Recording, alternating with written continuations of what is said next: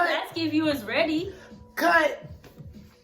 Welcome to fucking Shit Happen Podcast. My name is Carla, and today I have a special guest with me to my right named Kayla. Hey guys. And we're gonna get it poppin'. We finna talk about all this shit, okay? Hey guys, welcome back to Shit Happens Podcast. My name's Kayla. I'm the creator of this podcast. And this is a podcast where we basically talk about all the fucking shit. Talk about shit that be going on through our lives, and as millennials and college students, as Bro. girls, young niggas, young guys, we all going through a lot of shit, and this is where we're here to talk about all of it. So go ahead, introduce yourself, shout yourself out, let them know where to go find you. Hey y'all, I'm Carla. Y'all can find me on Instagram, TYPXCAL. Okay, we're gonna get into it. And Twitter. And Twitter, and y'all. Snapchat. The shit, whatever else y'all use. All her socials gonna be linked down below, so y'all go fuck with her, okay? The first thing I want to talk about is what's the difference between being selfish and self-interested. So what do you think are the differences between those two? I'm not gonna hold you. That's the one question I skipped. Okay, I'm gonna go that's first. That's the one I skipped because I was like, that's so hard. So do you know what self-interested is? Like self-conceited? Yeah, a person, basically, yeah. Well, no. I got it wrong. That's what I was stuck on because I was like, is self-interested like self-conceited? Like... It's more so like, okay, so selfish, you know what selfish is. A person will only consider... I ain't selfish. I'm selfish. You think I'm selfish? No, I'm just fucking with you. Selfish is like somebody that doesn't take someone else's feelings into consideration. They don't, like... They don't even think to. They just think for just themselves. Don't care how it will affect other people. Example for the niggas that's gonna watch this. If you're not interested in a bitch, just let her know. But you just ghosting her and cutting her off, it's gonna have her thinking she did something wrong. And you put your feelings above hers. Okay. I don't care if you don't give a fuck about the girl or not. At least be respectful. At least be respectful. Have the decency, right? This much respect. It doesn't take a lot. It don't take a lot. The girl probably don't give two shits about you, to be honest. And I can bet you she was texting another nigga. Okay, but it's just a respect thing that you have for people. Like, I feel like you should always, when you first meet someone, y'all should always respect each other until they disrespect you. That's when, like, I feel like respect is earned. Because people will talk to me crazy all the time, and I'll be like, okay. Yeah, but that's when they automatically just don't respect you. Oh yeah, of course. But that's why I feel like it should be given at first. Just giving. You should, when you first meet someone, you don't know someone for the first time, you should respect them. What are you disrespecting them for? You don't even fucking know them. They're disrespecting them on some shit they heard from one of the fucking. The source is right there. Another thing, I hate when people be going off based off the shit they heard. Like, ask me. Okay. I promise you, I'm gonna tell you. Go to the source. And I have nothing to lie about. But that's what people think. People think you be lying, but like. And I have the receipts to prove everything that I say. Yeah, I said it. Yeah, somebody else said this. Just ask. Literally. Because by the time y'all done asked 20 other people, you don't got the one fucking thing you're looking for mixed up with some other shit. Okay. Now you don't know what to believe. It's a lot of this. It's a lot of no facts. Alright. But yeah, so we don't know selfish. Self-interested is a person who's more so you take other people's feelings into consideration, but you're more focused on like yourself. Let me pull up so that's me. Right. I know who I am as an individual. You know what you do stuff for you. You're not really like doing stuff for other people. You're gonna do you at the end of the day. But you're not like. But I respect everyone else's opinion on me. Okay, exactly. Like I know who I am as a person, but like that's why like I have a best friend. I'm gonna always come to him about everything, just because maybe the way I'm looking at how I reacted to the situation is different than how he sees me reacting in the situation. So sometimes you just need a second opinion. Like I know who I am, but maybe I was crazy. Maybe I need to hear it from somebody else. But you have to make sure that person's not biased. Because I have some friends. Okay, good. It's Jalen. Yeah, I like talking to my guy friends You don't get any blunts when it comes to like if I feel like there's a problem and I need to know if I'm crazy or not. I'd rather ask my guy friends because I feel like they'll give me the guy's feelings point of view. But I have to say feelings, not just a guy's point of view, but feelings point of view. Jalen would straight up tell me if I was being stupid. He'd like, go from there. No, Carly. Okay. Who says motivated by one's personal interest or advantage, especially without regard for others. So I guess I got it wrong, but I don't know. I feel like the self-interested I'm talking about, because I've talked about this in class, just like doing stuff for you and you do stuff on if it will benefit you, not necessarily So like just trying to putting shit on yourself others. first. Basically, just putting yourself first, which is what you're supposed to do. But you don't have to shit on others to do that. Basically, what we're trying to say, you don't got to shit on other people to do that. Do you think college can be a good experience for you to learn about yourself? Yes, college builds character. I think so too. And there are a lot of people, like, what's the difference you think about people in college learning about themselves versus people who may not be in college trying to figure out themselves? I don't think there's necessarily a difference. I feel like everybody builds character and, you know, betters themselves at their own like space and time. But me, I'm from the real 912 Hinesville, Georgia. Why you putting your fucking location out there to know? That's where I'm from. And it's 3 to 4 hours away from the college I go to. So me coming up here was like a snap into reality. Like it was basically like coming into a whole nother world type shit. It's like moving to another state. Basically. Exactly. Like coming from the South to Atlanta is like, to me, I grew up like sheltered, white ass South. Coming up to, not necessarily saying Atlanta's like black, but this black ass like it was not filtered, city, yes. So like growing up, I didn't know shit. Like I came up here like pure, and like the shit that I've been through, like with friends and relationships and academics and jobs and blase blase, I wouldn't have been through that in my hometown because no people up here are not like people back home at all. Like I probably fuck with a handful of the people I used to go to school with back home. Because me building character and changing who I am as a person, I can't hang around the people I used to go to school with because they're still the same people that I went to school with. They don't want to grow, you're growing. Exactly. So now they kind of look at you like, why you acting different? Plus, high school's in the middle of nowhere. So it's like, if you haven't left, like there's nothing there. I promise you there's nothing there for you. So especially it's like, if you grew up there, it's like... Born and raised, I had to leave. Like... Yeah. I would probably do the same thing too, not gonna lie. Middle of nowhere. Y'all look it up. For me, I agree with you what you say about like the environment aspect of it, about learning about yourself, because people, if you're still like in your hometown and you're still learning about yourself, you're comfortable. So I'm not saying you still can't learn about yourself because everyone can grow. Right. But when you go somewhere different, it's more of like a push. Yeah, coming here definitely took me out my comfort zone. Like I had no choice. Like, the person that I am now is not the person I was when I first stepped onto this campus. It's completely different, mentally, physically, emotionally. Excuse me, I'm a different person.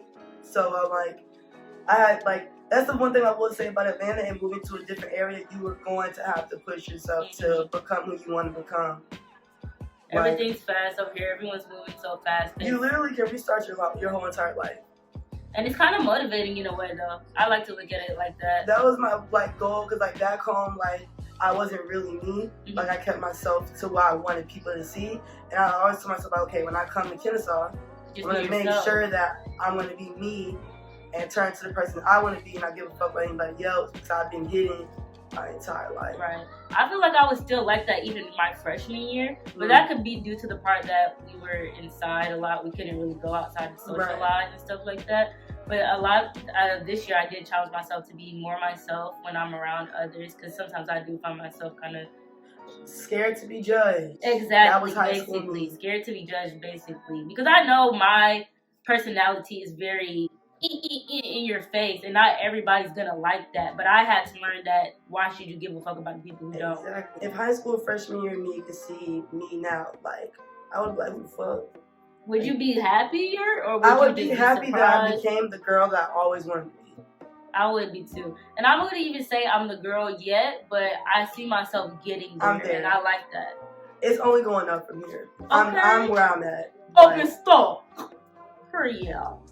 Period. Open stop. I'm comfortable where I'm very, very at peace and comfortable with the person I am now. Obviously, everyone has shit to work on, but I'm mellowing out.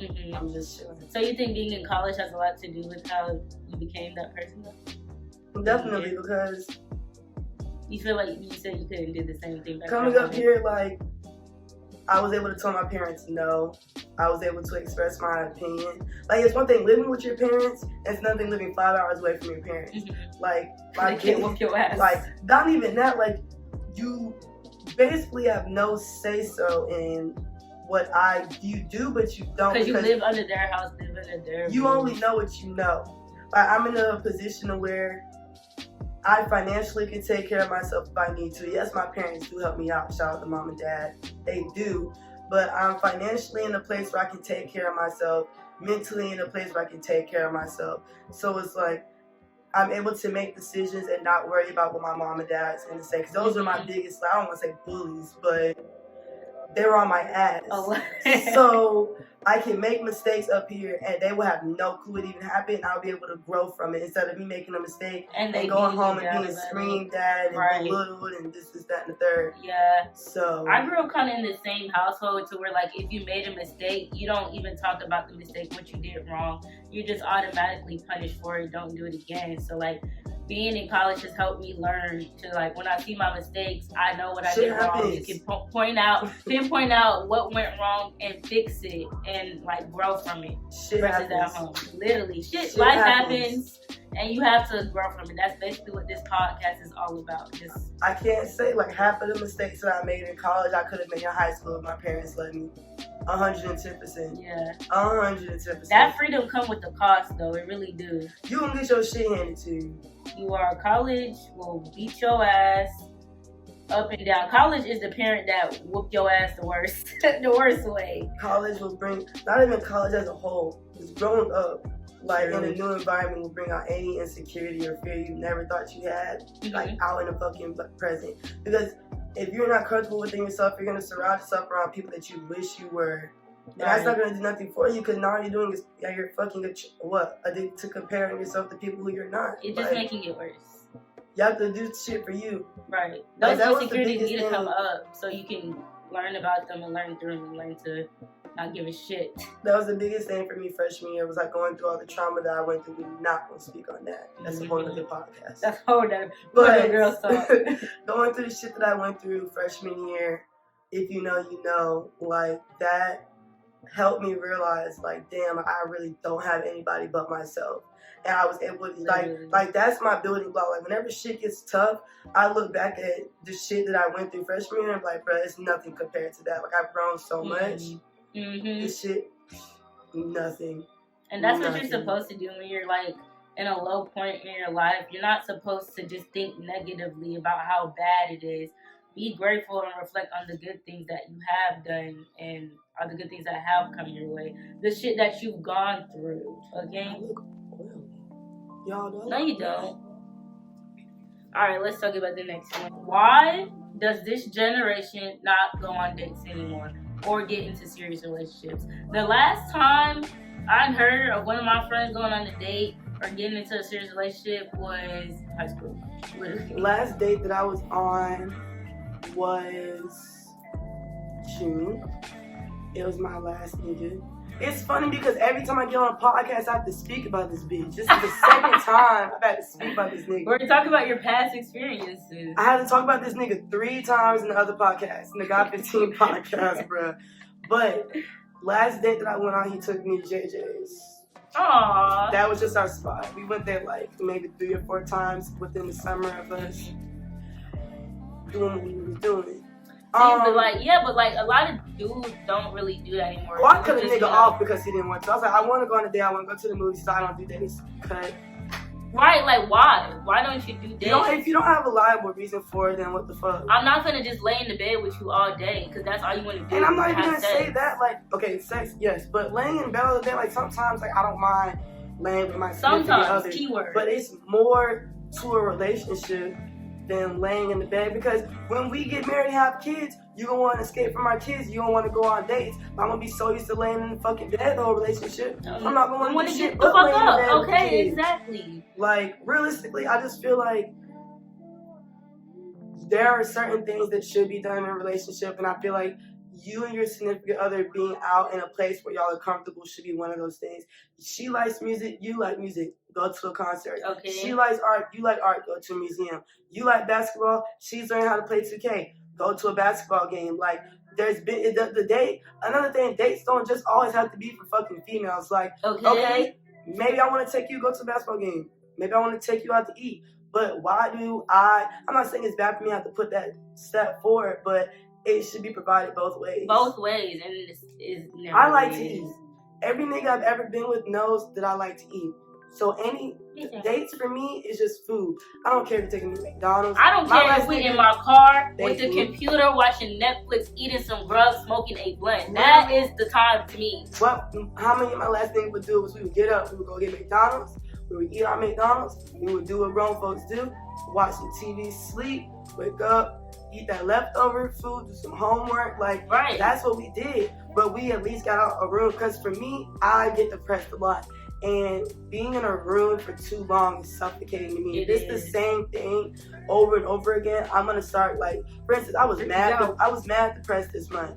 Me getting out for homecoming bettered it. Then after homecoming, I was back to depressed because I had a lot of shit going on. But I forced myself to go on campus, do homework in the library, do homework in the study room, so it gets me out of fucking windows down, blinds closed, no lights on, no TV on, bedroom with just my phone, because that shit it's eerie. So I can't, with the last thing I was with, I didn't mind laying up in the bedroom, because normally I would do my homework, or like he would be doing his thing, I would be doing my thing, but he never had an issue with taking me out in public.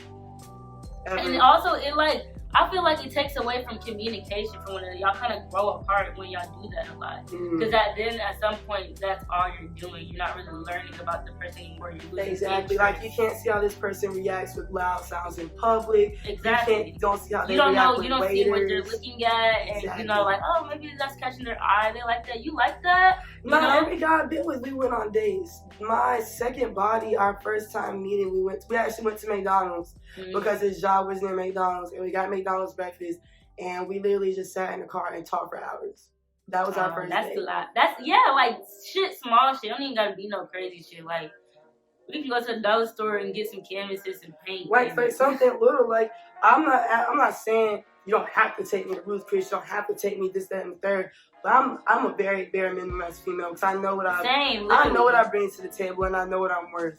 Like, I'm not gonna ask for a lot. A lot of the shit that you can do for me, I can do for myself. So I'm not expecting you to go above and beyond. I'm not gonna stop you if you go above and beyond. But it feels good to know that you want to take me out. Right. It's just like you want to go physical. I don't know how to put it into words. I just realized that I cannot be with a nigga that likes to be in the house. I like to be out. Yeah, I feel like a lot of the dudes I have messed with are like that, but it's crazy because I like me an antisocial nigga. I'm not gonna lie. I like what I like. I love me an antisocial nigga. I feel like those are the niggas that have always just, I don't know, we can conversate more about just not bullshit, and they teach me about myself and I teach them. I don't know. All the niggas I've been with have been quiet ass niggas. Yeah, I like that. It's so stupid because I'm one of the loudest, most upbeat ass person. It works though. And every nigga that I've been with has been a lay in the bed type of nigga, do his own thing type of nigga. Like a couple of friends and that's it. And then there's me. Like, I feel like if I was with somebody that was as not necessarily popular, but as out and about as me, as you, I don't think it would be bad, but I feel like it would be different. I don't know how it would be because every time I try to start talking to someone who's like that, they get on my nerves. Cause I haven't talked to anybody since that last guy. I've been in my bubble. By my lonesome. I don't know. Nowadays, I think I can just kind of see the BS. It's just, you can see it so clearly nowadays. Like, the lines don't work anymore. The manipulation don't work anymore. When you've been through it, you know what to look for. Like, when I meet a new nigga, I know exactly what I'm looking for. Like, I know a red flag. So now it's kind of just like, damn, like, so now you kind of just to yourself a lot more because you're not really picking up the BS shit. Shit don't bother me. If you're not providing what I'm providing, or you're not fitting, not necessarily in my standards, then there's no point because I might not be the girl for you, you might not be the nigga for me, but if we still holding on to some shit that's not there, you missing out on my person. Like, that's what I had to tell my last nigga. That was the last text that I sent my last nigga. I said we're not gonna be friends because we're still holding on to some fucking connection that's not there anymore.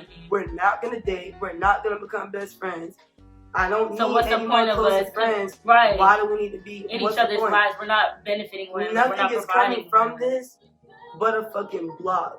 Like, a block. And that's what he got. Blocked. Like, no disrespect to him, he did do some foul shit that I didn't really appreciate nor like, which kind of he did 2 foul things, which led me to making the decision to not want to be friends with him. But at the end of the day, we're not benefiting from this shit. Like, if there was a chance we were getting back together, I can understand us being friends. If there was a chance that we were becoming close, I understand. Right. Nothing was coming out of this. So what was the point? Why do we still need communication? I feel like I'm kind of in that situation now. Niggas be like, I don't block people. I understand what you don't do, but I don't like people knowing that I'm a very nice person. So I get taken advantage of often. I don't like it when people know that they can have access to me, and I'll do whatever I can to make sure they're happy. Certain people don't need that access, which is the reason why I will block you and I will not respond to your message, because you're only hitting me up when, like, he would only hit me up most of the time when he needed something. Right. Why do you want that access when he wants from something, me? but then when it's the other way around and you want them, it's on their time. Why do you deserve that access? That's not fair. Why do you deserve a piece of me that somebody else doesn't have? Literally. Exactly. What you're not gonna do, another nigga will. So why are we friends?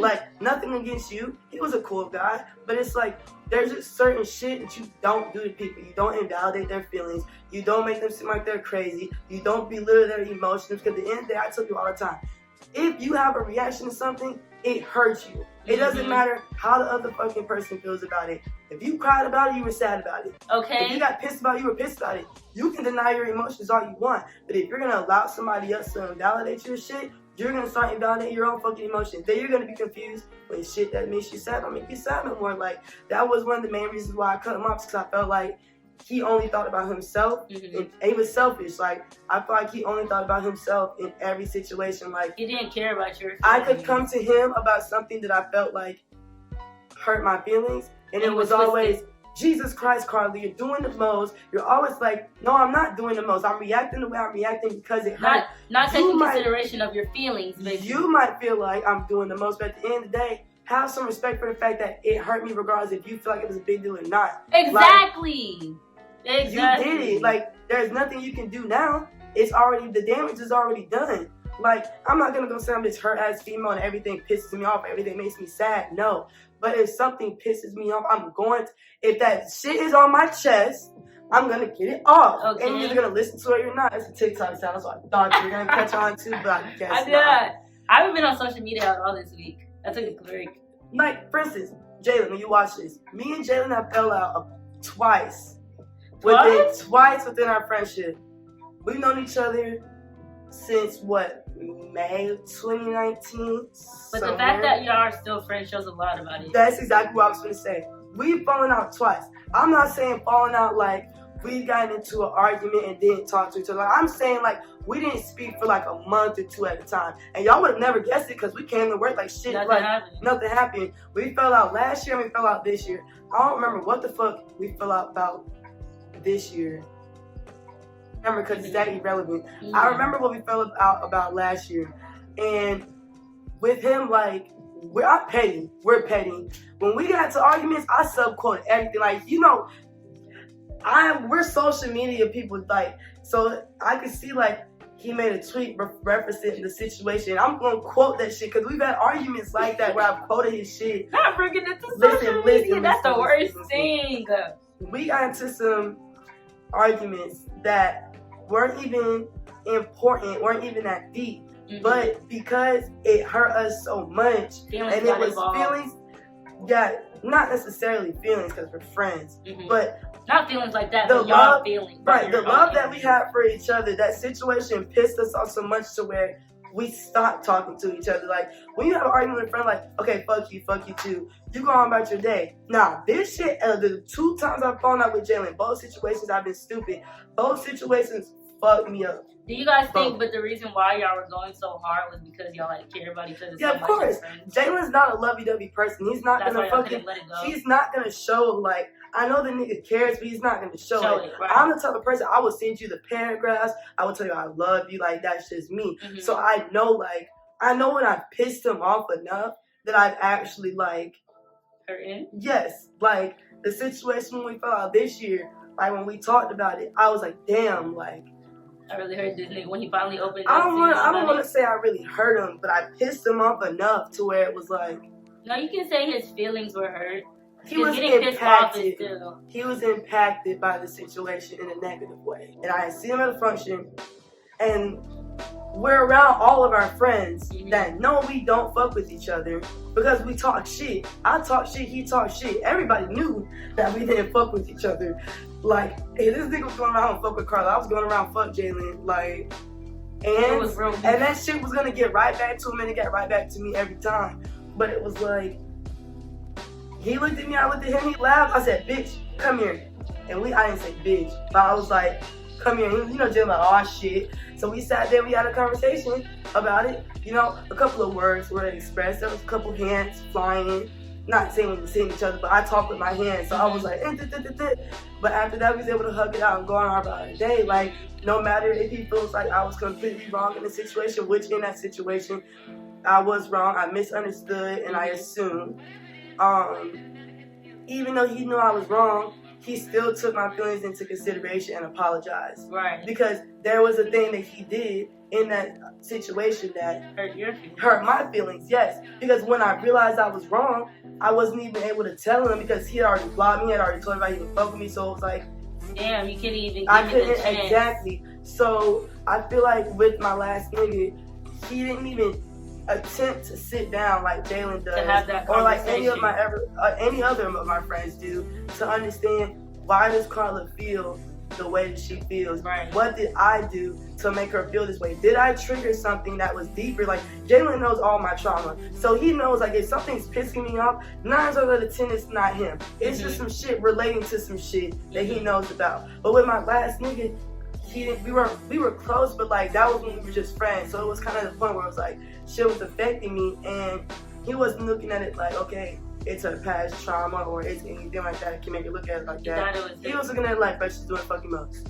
For no reason. For no reason. And I was instead just of trying to figure out what that reason could be. Exactly. And it's not always just asking someone like, sometimes it can be just simple of asking someone like, hey, what's going on with you? What did I do? Like, Carla, please explain. Not even something like, even if it's something you did, like you said, sometimes that person could be in the wrong, but they could have done something that they might regret because something else was going on. So sometimes you have to be there for people even if they're acting out a certain way.